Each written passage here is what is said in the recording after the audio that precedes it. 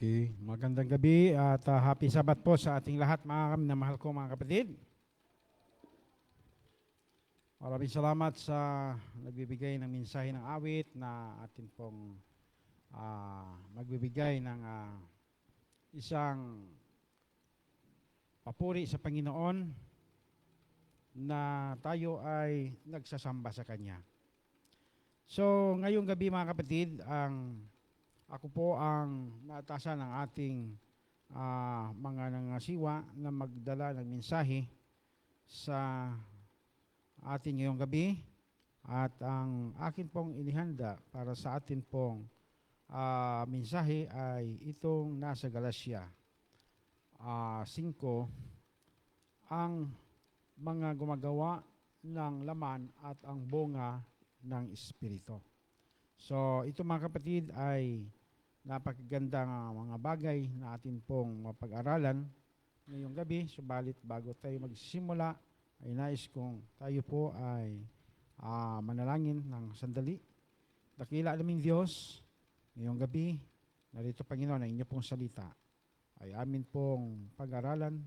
Ipagkaloob mo sa amin yung banal na Espiritu na amin pong maunawaan ito at matutunan namin Panginoon, lagi higit sa lahat, ay amin po itong maisa pamumuhay sa amin pong pang-araw-araw na paggawa. Ito po ay aking dalangin sa pangalan ni Jesus. Amen. Okay, itong sulat ni Apostol Pablo, mga kapatid, ay nagpapakilala ito sa mga gawa ng hindi sang-ayon sa kalooban ng ating Panginoon. Kaya nagiging kontra ito sa bunga ng Espiritu. At itong mga gawa ay sinusulat itong isa-isa upang ating malalaman, mga kapatid, specific, ano ba ang mga gawa na nagpapahiwalay sa atin sa Panginoon. Mga bagay na hindi nagpapalago sa ating pananampalataya. Kasi ang nais ng ating Panginoon, mga kapatid, ay tayo ay lumago sa ating pagkakakilala sa Kanya. Mamumuhay tayo na naaayon sa Kanyang kalooban. Subalit, mga kapatid, bilang mga mananampalataya, hindi lahat na namumuhay na tumanggap kay Kristo ay kumplito ang bunga ng Espiritu na ating tinanggap. Kumbaga, sa mga gawa ng laman ay mayroon ito, mga kapatid, na apply sa bawat isa. Kaya hayag dito na binanggit dito sa Galatia 5 ang 16, sabi dito, subalit sinasabi ko, lumakad kayo ayon sa Espiritu at huwag ninyong bigyang kasiyahan ang mga pagnanasa ng laman. Yan. Pag sinasabing laman, ito'y against by the Holy Spirit. No? Sapagkat ang laman ay nanasa laban sa Espiritu. No? At ang Espiritu ay laban sa laman. Kaya hindi pwede sila na dalawa ang nasa buhay, ugali ng isang tao. No? So, magkakontrahan ito, mga kapatid, kaya ang laban sa laman ay ito, sapagkat ang mga ito ay laban sa isa't isa upang hindi ninyo magawa ang mga bagay na nais ninyong gawin. Kaya kung tayo po ay nag-aaral sa salita ng Diyos, nabasa natin ito na hindi lang narinig sa mga nagtuturo, sa mga nagsasalita, no? Kundi atin po mismo itong nalalaman dahil sa pagbabasa natin sa salita ng Diyos, napakalaki ang aplikasyon sa ating buhay, no? So, 18. Subalit kung kayo'y pinapatnubayan ng Espiritu, kayo ay wala sa ilalim ng kautusan. Yan. Maliwanag na kung tayo ay pinapatnubayan ng banal na Espiritu, ay wala tayo sa ilalim ng kautusan, kahalayan, no? Mga karumihan. Wala ito sa buhay natin. Sabi dito, ngayon ay hayag ang mga gawa ng laman. Ang mga ito ay, okay, pakikiapid. Ito na mga kapatid, minimension dito, yung pakikiapid. Dahil ngayong kaarawan o kapanahonang ito, naglilipana ang ganitong mga kalagayan sa buhay, mga kapatid. Hindi lamang sa telebisyon natin ito naririnig.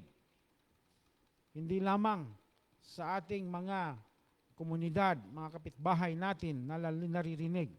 Maging sa loob ng iglesia, mga kapatid. Kaya hindi tayo magiging exempted sa kategoryang ito. Okay? So, pangalawa, karumihan, kahalayan. Pagsamba sa mga Diyos-Diyusan, okay, pangkukulam, maaring ito ay hindi pa natin gaano nakikita sa ating buhay ang ganitong kategorya. Pero mga kapatid, mayroon din ito na na-apply sa buhay natin. Itong Diyos-Diyusan. Sinasabi ng Exodo na huwag kayong sasamba ng mga Diyos-Diyusan kasi ang Panginoon, ang Diyos lamang, ang siyang Diyos na dapat sambahin. Pero ito mga kapatid ay nakita na sa lumang Israel na sila ay nilapastanganan nila ang salita ng Diyos. Kaya nakita dito na sila ay sumamba sa pagsamba ng mga Diyos-Diyusan. Sa atin naman ngayon, mga kapatid, ang atin naman ngayon na maari na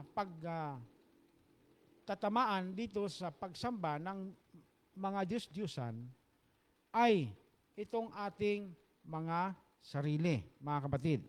Saan tayo dito na nagkaroon ng problema? Mga kapatid, habang aking napagmasdan itong ating kapanahonan ngayon, siguro hindi ito lingid sa lahat ng mga kapatiran, sa lahat ng tao ngayon, kasi sa ating panahon ngayon ay high-tech tayo. Kuha na ang ating teknolohiya.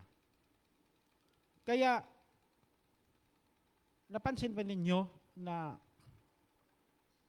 kahit na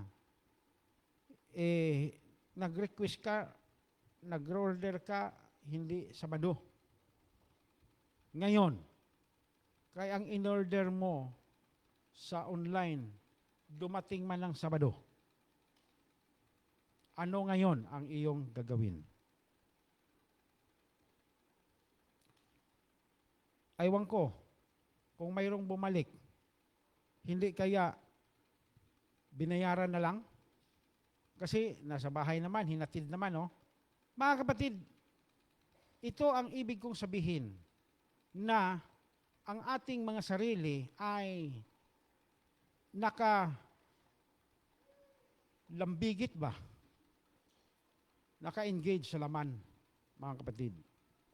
Dahil di natin napansin na tayo pala ay nakapaglapastangan sa araw ng Sabat. Napakadelikado ito pag hindi ito natin napapansin. Kasi yung mga pandaraya ngayon ng Diablo, ng kaaway, mga kapatid, ay hindi napapansin pagka wala tayo dito sa kategorya ng bunga ng Espiritu. Pag hindi tayo mahilig magmumuni-muni, magbubulay-bulay sa bagay na nasa Espiritu, mga kapatid, parang madalas malinlang. Kasi, narito na. Ito na yung ating panahon na dapat tayong mapagmatsyag. Dapat tayong maging aware dahil hindi natin napapansin na tayo pala ay itong sinasabi ni Apostol Pablo na mag-ingat kayo sapagkat ang inyong kaaway ay katulad sa isang liyong umuungal na gutom na naghahanap ng kanyang masisila. Ito na ang panahon na nagiging delikado at panganib sapagkat iilan dito ay biktima, mga kapatid, sa ganitong pandaraya ng diablo. Minsan, may dumarating na mga parcel. Ang problema, nasa loob ng simbahan yung may-ari. Paglabas, bayaran. Mga kapatid, mag-ingat tayo nito. Huwag tayong magpadala sa estratehiya ni Satanas. Sapagkat, di naman natin alam no, na dumating Sabado. Pero mga kapatid, pag ito ay eksakto sakali na dumating na araw ng Sabat, maaring wag nating kukunin ito. Dahil isa itong uri na pangdaraya ng diablo, mga kapatid. Hindi na tayo pumunta doon sa pamilihan. Pero, ang ating ni-request in order ay dumating doon, alam naman natin na ang ating ni-request ay dumating, magbabayad din tayo, pero hindi pa rin yan exempted ang mga bagay na ito, mga kapatid. Itong kasunod. Yung pagtatalo-talo. Itong salitang pagtatalo-talo ay narito ito sa loob ng iglesia, mga kapatid.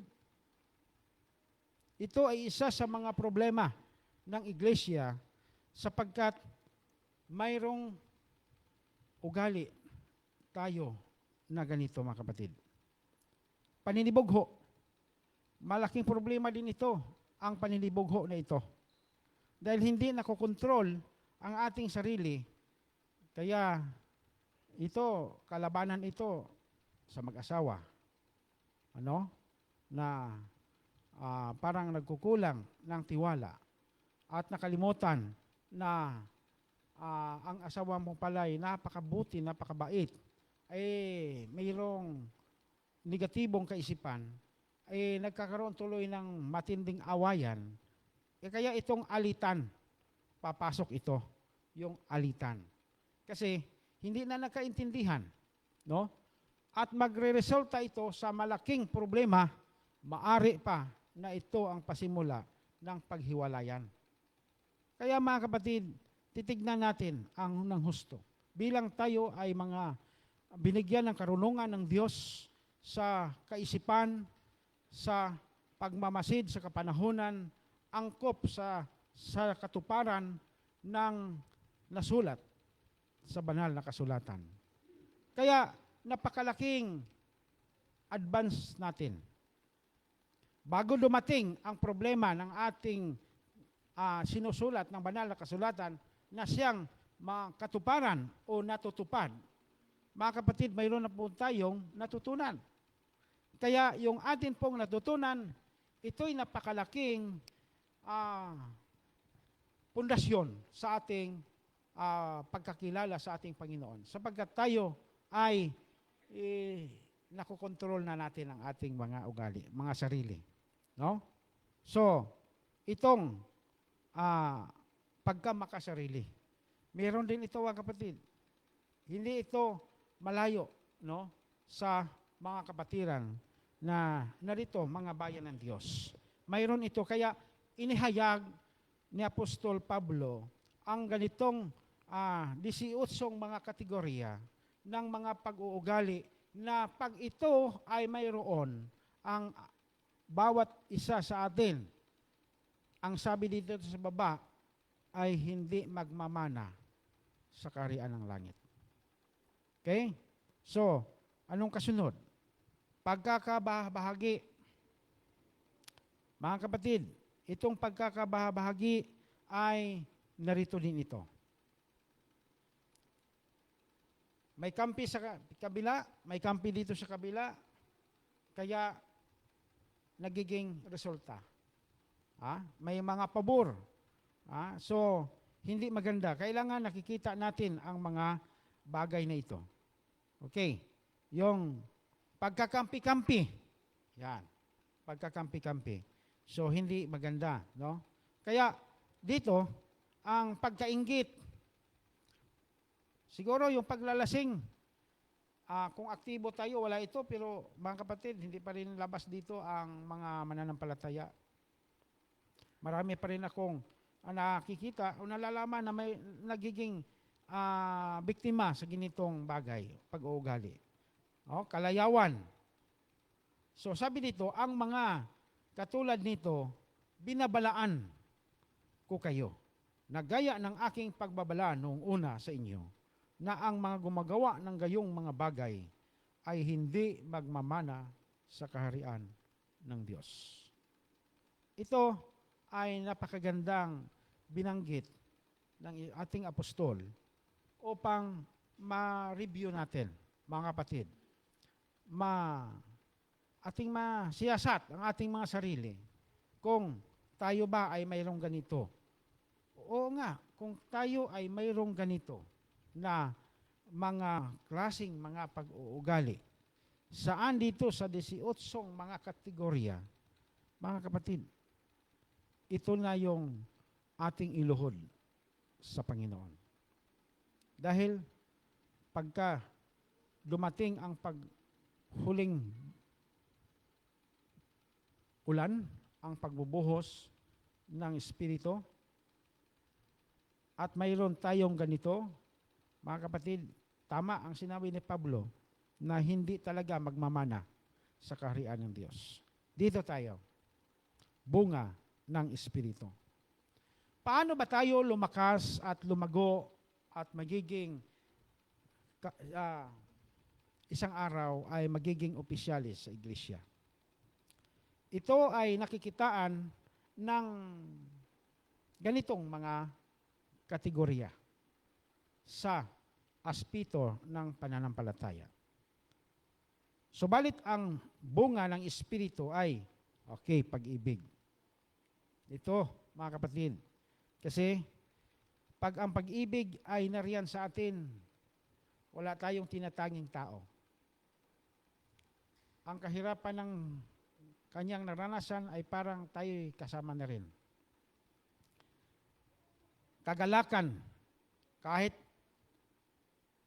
na-persecute, kahit mahirap ang kanyang karanasan, hindi maganda, naroon pa rin sa kanyang puso yung kagalakan. Naalala ko yung message nung Miyerkules dito, na tinanggal ang kanyang father sa company dahil iniisip ng may-ari ng kumpanya na nagdaraya ito. Kaya tinanggal ang isang manager, Seventh-day Adventist. At pagkatanggal, walang nakikitaan ni kahit kaunti na panghina sa pananampalataya. Bagkus, lalong umiinit ang pananampalataya kasi pumasok tuloy sa literature evangelist.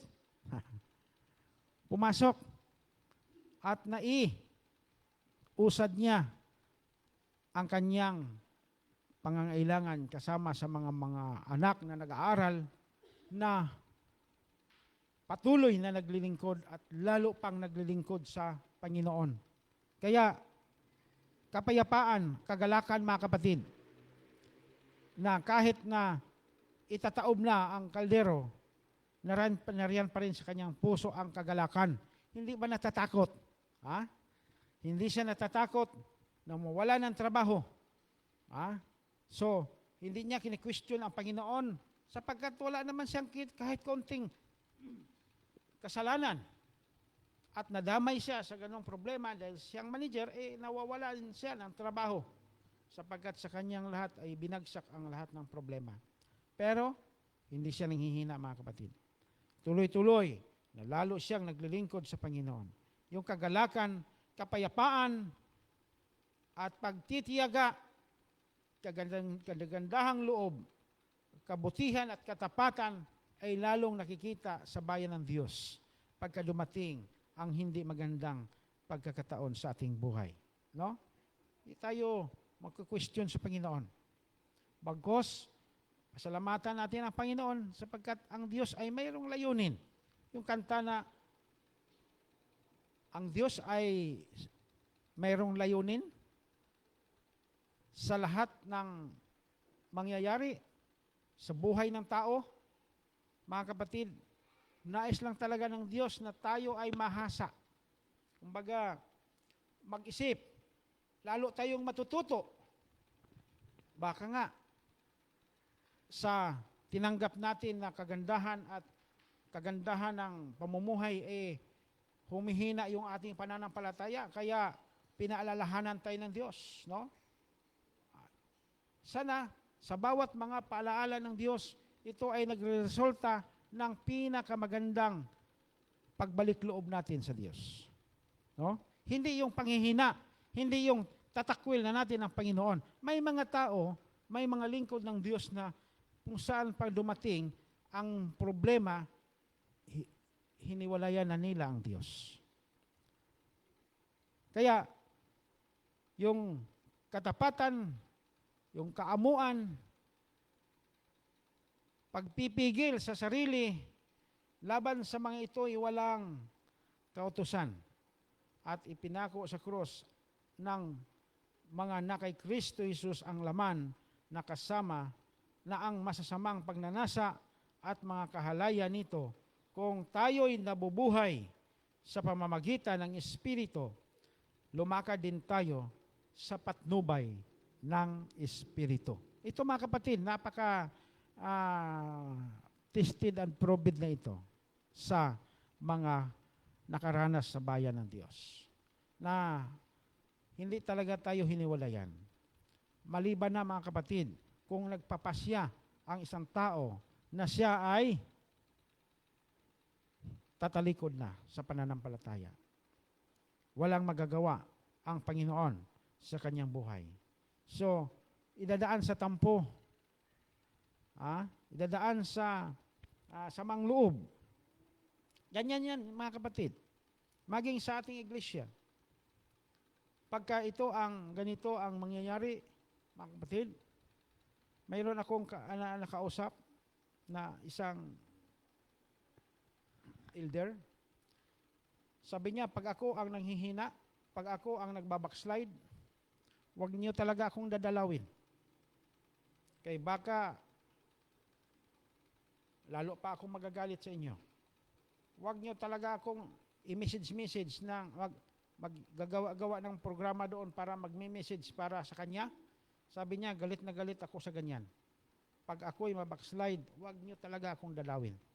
Mabuti pa, maglihim kayong mag-awit at marinig ko. Matats pang puso ko niyan, baka ako pa ay umiiyak. Eh hanggang ngayon, di pa naman din siya nababackslide. At isang matanda pa rin sa iglesia na naglilingkod na patuloy nakikipaglaban sa iba't ibang mga paraan ng kaaway katulad sa atin mga kapatid. Kaya ito ay napakaganda na paunang sinasabi ng apostol. Ito rin ay sinasabi niya noong una pa sa mga nauna sa atin. Dahil mangyayari ito lalo na sa ating kapanahunan ngayon. Lalo na sa ating kapanahunan ngayon. Na mga katuparan na magiging kaganapan na sa mga hula na ating nalalaman noon at ito na ngayon ang nagiging katuparan. Kaya tayo ay pinaalalahanan ng Diyos na ang bunga sa Espiritu ay nagbibigay sa atin mga kapatid ng lalong pagtitiwala sa Panginoon. Hindi nanghihina, no? Manghihina man tayo, pero hindi magiging panghihina na tayo ay magpasya na tatalikuran ang Diyos, no? So, sino bang tao na hindi nanghihina? Lahat mga kapatid, tayo pong lahat ay mayroong ganong karanasan.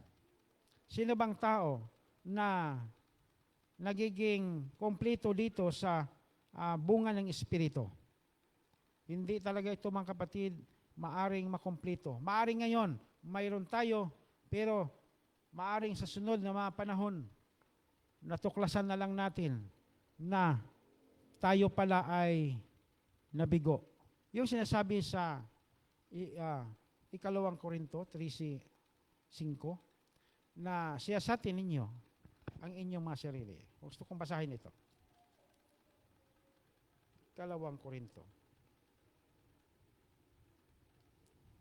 Para ating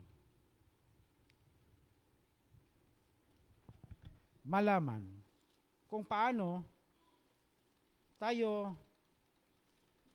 binigyan ng ating Panginoon ng kumpletong kasangkapan natin para mapaglabanan natin ang lahat ng iba't ibang mga pamamaraan ng dyablo. 13. Okay.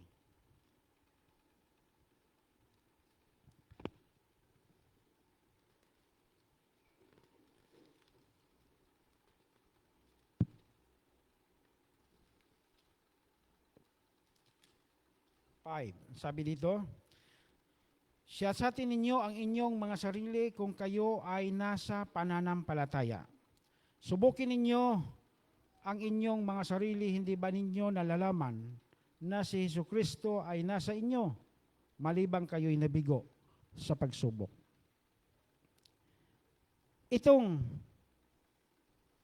pagkagalit, itong bunga ng resulta sa gawa ng laman, dito mga kapatid, yung kategorya dito sa resulta sa mga gawa ng laman, yung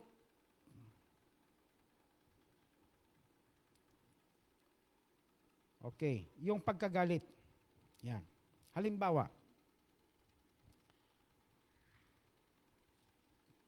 pag ikaw ay napapagalitan ng isang tao na wala ka ring kasalanan, no?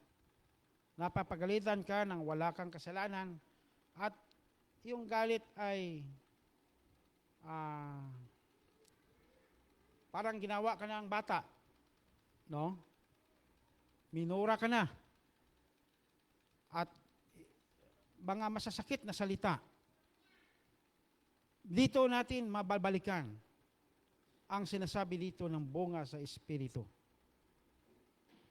Doon natin matutuklasan mga kapatid, kung tayo ba ay mayroon ba tayong bunga sa Espiritu na sinasabing pagpipigil sa sarili.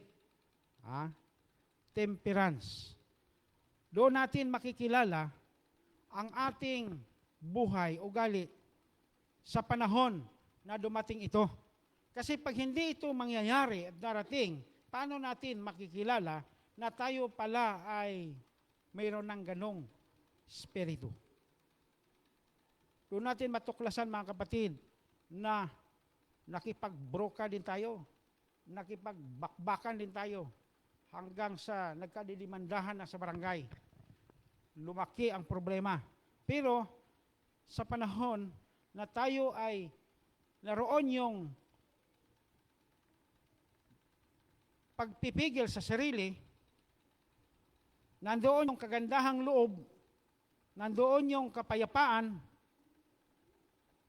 at pag-ibig, nakikilala natin mga kapatid na ang kanyang mga salitay parang tayo ay, ang tao ito ay naaawa sa kanya. Naramdaman mo ba o naramdaman natin, naramdaman ng taong nariyan ang banal na espiritu na mas lalong naawa ikaw sapagkat siya'y nagkakasala sa Panginoon. Kaya mga kapatid, kailangan ang ating Panginoong Hesus ay naranasan niya ang lahat ng kahirapan sa mga bagay at sabi niya, ito rin ay inyo ring mararanasan na bilang kayo'y tagasunod sa akin.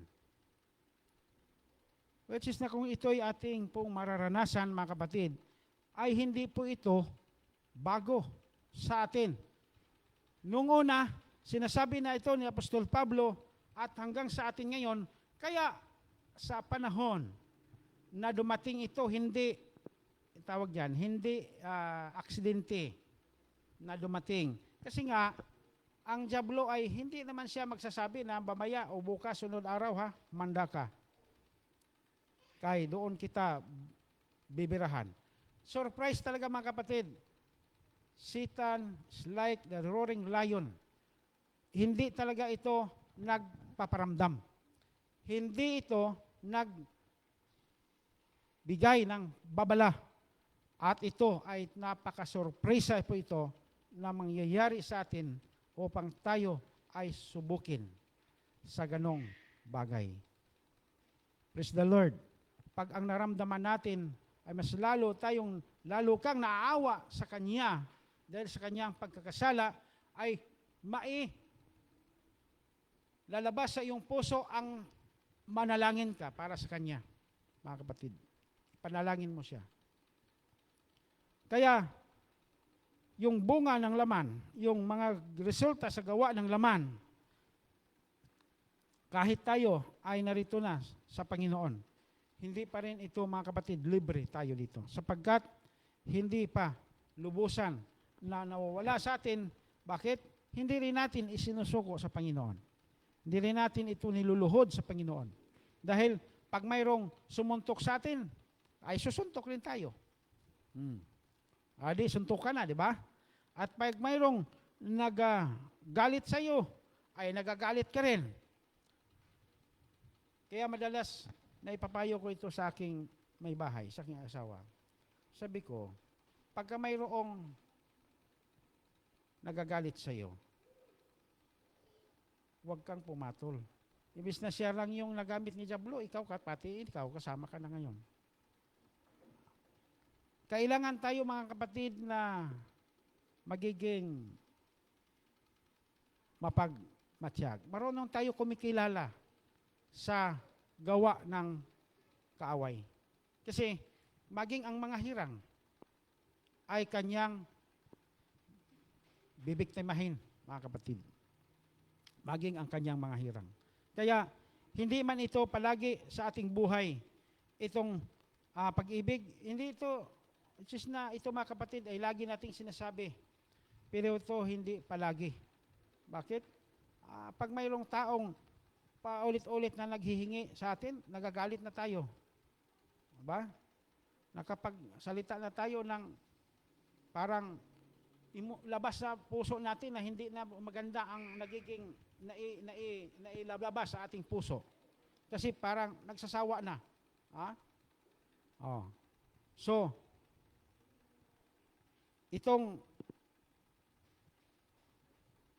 kagandahang loob, hindi rin ito laging nakikita sa atin. Bagaman may nakikitaan tayo, pero ako'y naniniwala mga kapatid, pagka lagi mo itong iluluhod. Kasi ito talaga ang requirement natin. Ito talaga ang ugali na ibibigay ng Diyos sa atin. Kaya nga, ibinigay niya ng ganito kadetalye para ito'y ating isa sa kabuhayan natin. Ipamumuhay natin. Ganito wala nang explanation nito eh. Pagbasahin natin ito, napakaliwanag na ito na ating makita ang ating mga sarili. Kung tayo ba ay wala dito o tayo ay mayroon pang mga gawa ng laman na mayroon tayo. Kaya ito'y ating iluluhod. Kasi ang sabi niya dito, ang pinapatnubayan ng Diyos ng kanyang espiritu ang mga nasa espiritu. Ang Diyos ang nagpapatnubay. Okay, sabi dito, kung tayo'y nabubuhay sa panamamagitan ng espiritu, lumakad din tayo sa patnubay ng espiritu. Kaya tiyak na pag ganito may maranasan tayo at ma-encounter tayo tiyak nga makikilala natin kung anong mayroon sapagkat ang banal na Espiritu ay nagpapatnubay sa mga anak ng Diyos. Kaya mga kapatid, ito ay isang palaala sa atin ngayong gabi na tayo ay araw-araw namumuhay na napakarami ang masalamuha, mga problema, mga iba't ibang mga negative na ating ma-encounter araw-araw sa ating buhay, mga kapatid. Subalit, ito ay nagbibigay sa atin ng lakas ng loob upang tayo ay mananatili na nasa sa Panginoon. Anuman ang ating makaharap sa lahat ng oras, mga kapatid, tayo po ay tiyak na tayo ay papatnubayan ng Espiritu sapagkat tayo po ay nasa Kanyang pagsunod. So, ngayong gabi, ang aking mensahe, mga kapatid, na inihanda sa atin ay pagpalain tayo ng Panginoon na tayo po ay namumuhay na sang-ayon sa Kanyang banal na kalooban. Pagpalain po tayo.